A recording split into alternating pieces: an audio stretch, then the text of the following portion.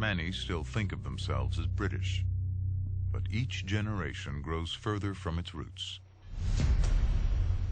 Nowhere more so than Boston. May 9th, 1768. 7 generations after John Rolfe's first tobacco harvest, the British want a bigger piece of the action.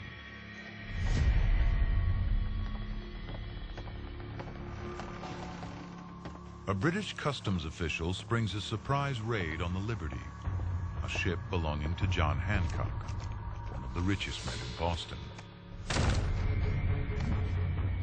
But Hancock's crew has other ideas.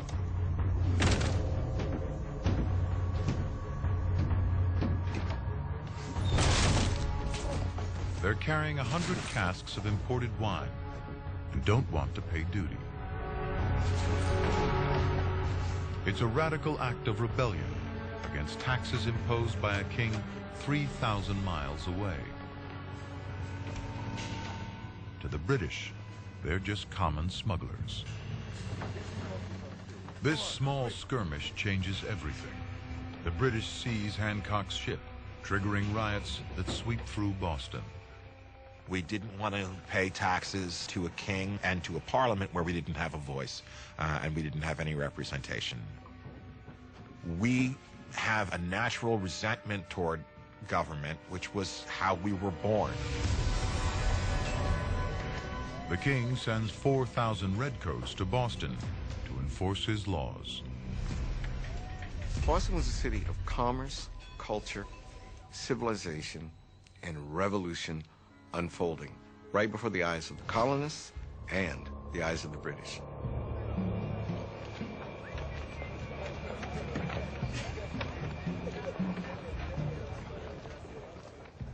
October 1768.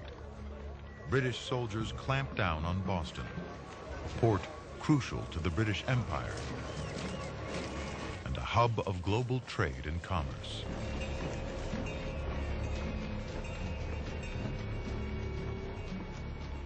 Its dockyards are some of the busiest in the world, producing 200 ships a year from America's vast timber reserves.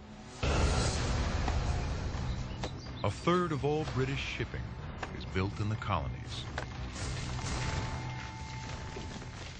Timber fuels the global economy,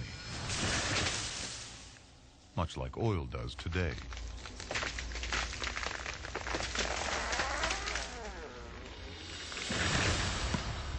Across New England, marks identify the tallest, strongest trees selected by the Crown for British ships. England has lost most of its forests. It wants American wood.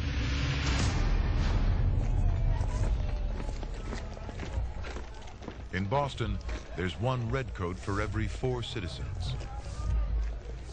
It's a city under occupation. Paul Revere is a silversmith and one of Boston's prominent businessmen. An unlikely subversive. They formed and marched with insolent parade.